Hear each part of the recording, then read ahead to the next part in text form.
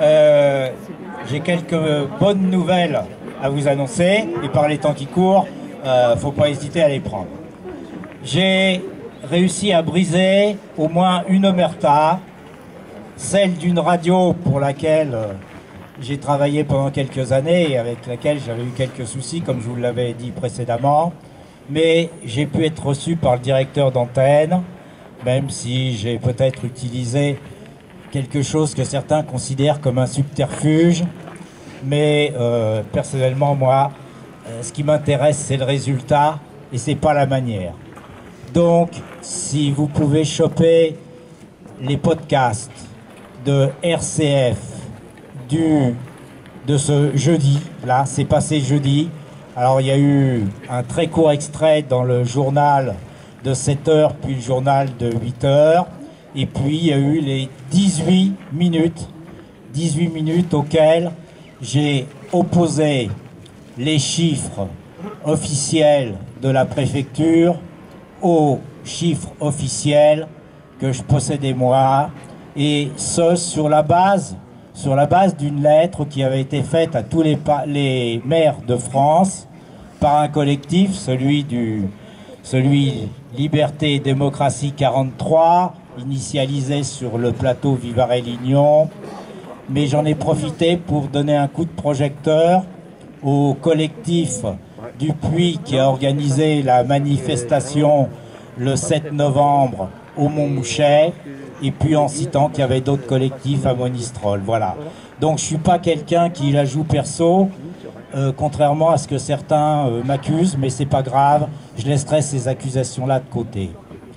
Donc, pendant 18 minutes, j'ai opposé les chiffres de la préfecture, parce que le journaliste a fait très très fort. Écoutez cette intervention, ça vaudra le coup que vous l'écoutiez en podcast.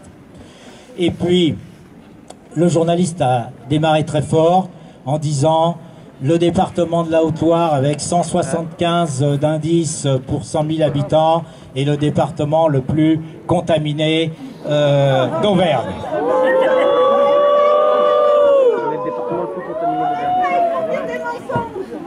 Donc, face à cette affirmation du journaliste en face de moi, je lui ai opposé les chiffres que j'avais pris le matin même. J'avais pris la précaution de prendre le matin même les chiffres de l'ARS de la Haute-Loire qui disaient une personne en soins critiques et 44 personnes en soins ordinaires avec des pathologies associées au Covid. Et je lui ai fait remarquer que contrairement à ce qu'il venait de dire, que c'était en augmentation, pour moi, les chiffres étaient en diminution, pour la bonne raison que les chiffres mentionnés sur la lettre aux maires de France et à ceux de la Haute-Loire étaient précédemment de 64 personnes hospitalisées. Donc en un mois, de 64 personnes hospitalisées, on était passé à 44, ce qui fait une diminution d'environ 30%. Donc loin d'être en augmentation, on était en diminution. Bon, je passe sur le reste de ces 18 minutes, je vous les laisserai découvrir, tout simplement.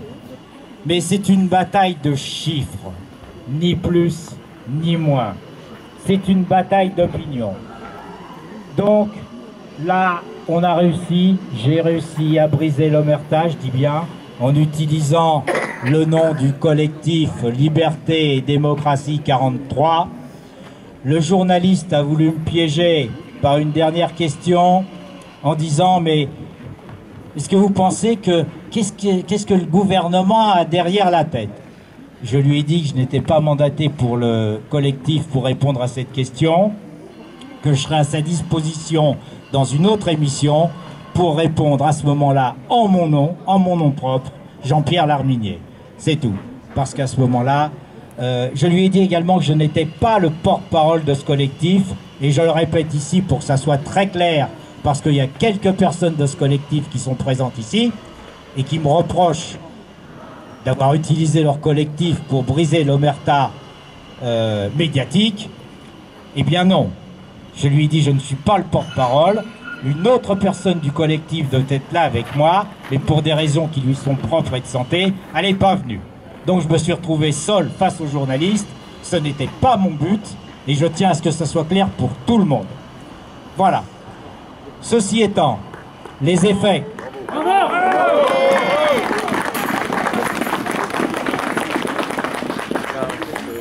Ceci étant, les effets secondaires sont de plus en plus présents, et ce au niveau international, puisque dernièrement j'ai découvert qu'un gardien de but, alors j'ai une préférence pour les gardiens de but puisque j'ai été dans le monde du football pendant longtemps et j'étais entraîneur spécifique des gardiens de but, y compris en Auvergne.